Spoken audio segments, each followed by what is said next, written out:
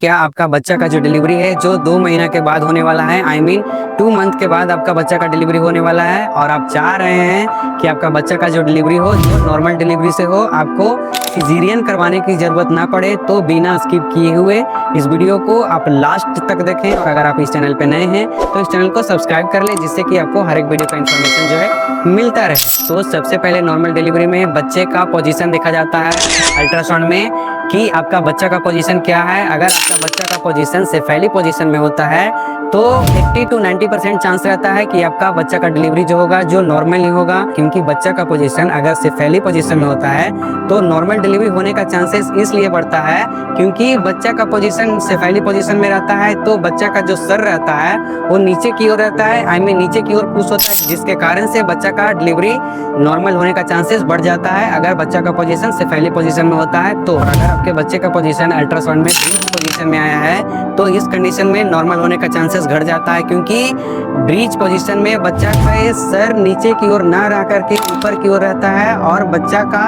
Sir जो होता है जो ऊपर की ओर रहने के कारण जो है बच्चा का नॉर्मल डिलीवरी होने का चांसेस घट जाता है। तो ब्रीच पोजीशन में नीचे की ओर रहता क्या है, तो ब्रीच पोजीशन में बच्चे का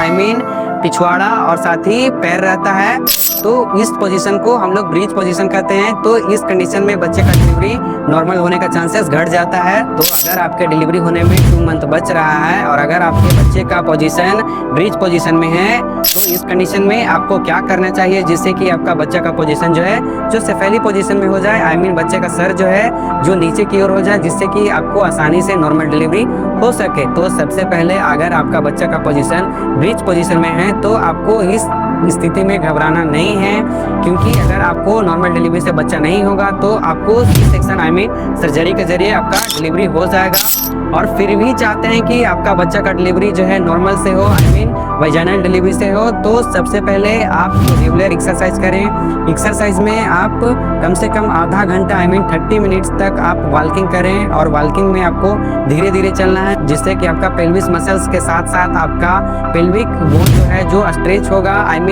फैलेगा, जिससे कि आपका बच्चे का बटक्स भी रहेगा वो नीचे की ओर आएगा, जिससे कि आपको नॉर्मल डिलीवरी होने का चांसेस बढ़ सकता है। साथ ही एक्सरसाइज में आप योगा मेडिटेशन करें, जिससे कि आपका बॉडी का हार्मोन बैलेंस में रहेगा, क्योंकि बच्चा का डिलीवरी होने में हार्मोन का भी अच्छी तरीक़ा से रिलीज होना बहुत ही अहम माना जाता है। अगर आपके बॉडी में ऑक्सीटोसिन नामक हार्मोन अच्छी तरीक़ा से रिलीज नहीं होता है तो आपको नॉर्मल डिलीवरी होने में दिक्कत हो सकती है। तो इस कंडीशन में अगर आप रेगुलर एक्सरसाइज करते हैं तो आपके बॉडी का हार्मोन जो है जो बैलेंस में रहेगा। और साथ ही इस कंडीशन में आप मल आसन में बैठें, आपको जितना देरी तक सक्षम लगता है उतना देरी तक आप मल आसन में बैठें। और ये मल आसन में बैठना आपको रेगुलर है, जिससे कि आपके पेल्विक बोन के साथ साथ आपके पेल्विक मसल में स्ट्रेच आएगी, आई मीन खिंचाव आएगी, जिससे बच्चे का जो निकलने का जो द्वार होता है वो धीरे धीरे खुलना स्टार्ट हो जाएगा। अगर आप रेगुलर मल आसन में बैठते हैं तो हम आपको मल आसन में बैठने के लिए इसलिए कह रहे हैं क्योंकि पहले के जो औरत थी वो मल आसन में बैठ करके घर के पोछा लगाती थी, जिसके कारण से उनके पेल्विक मसल के साथ साथ पेल्विक बोन में स्ट्रेच आता था, जिसके कारण से उनके बच्चे का जो निकलने का द्वार होता है वो धीरे धीरे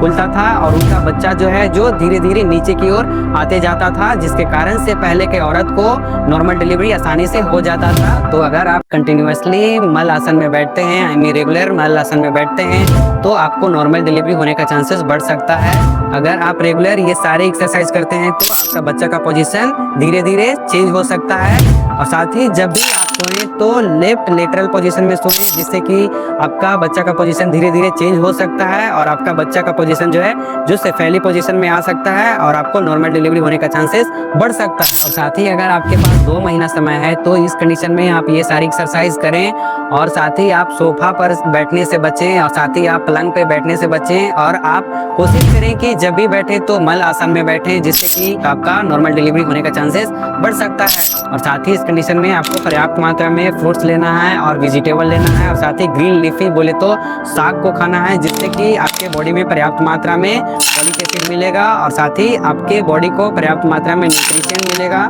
जिससे कि आपको बच्चे को जन्म देने में मदद मिलेगी। और साथ ही इस कंडीशन में आपको एक्सेसिव शुगर वाला खाना नहीं खाना है, आई मीन चीनी वाला खाना नहीं खाना है और साथ ही जंक फूड नहीं खाना है। और साथ ही इस कंडीशन में आपको अल्कोहल कैफीन नहीं लेना है और साथ ही इस कंडीशन में आपको ज़्यादा नमक वाला खाना नहीं खाना है और अगर आप चाहते हैं कि during the pregnancy I mean pregnancy के दौरान आपको क्या क्या खाना चाहिए और क्या क्या अवॉइड करना चाहिए, तो इसका ऑलरेडी वीडियो मेरे चैनल पे अपलोडेड है। इसका लिंक हम डिस्क्रिप्शन में दे देंगे, आप वहां से जाकर के देख सकते हैं। आपको कॉन्स्टिपेशन रहता है तो आपके बच्चे का पोजीशन चेंज हो सकता है, तो मेक श्योर कि आप रेगुलर अजवाइन का सेवन करें, जिससे कि आपको कॉन्स्टिपेशन आई मीन मल को त्याग करने में दिक्कत ना हो और आपका बच्चा का पोजीशन जो है जो सेफेली पोजीशन में रहे और आपको अच्छी तरीके से नॉर्मल डिलीवरी हो सके। साथ ही during the pregnancy time I mean pregnancy के दौरान में आपको हमेशा खुश रहना है, जिससे कि आपके बॉडी में ऑक्सीटोसिन रिलीज होगा, जो कि आपके बच्चे को नॉर्मल डिलीवरी होने में मदद करेगा। तो आई होप कि ये वीडियो आपको अच्छा लगा होगा, तो प्लीज़ मेरे चैनल को सब्सक्राइब करें, साथ ही साथ लाइक करें, शेयर करें। Okay, thank you guys, take care, bye bye, have a nice day.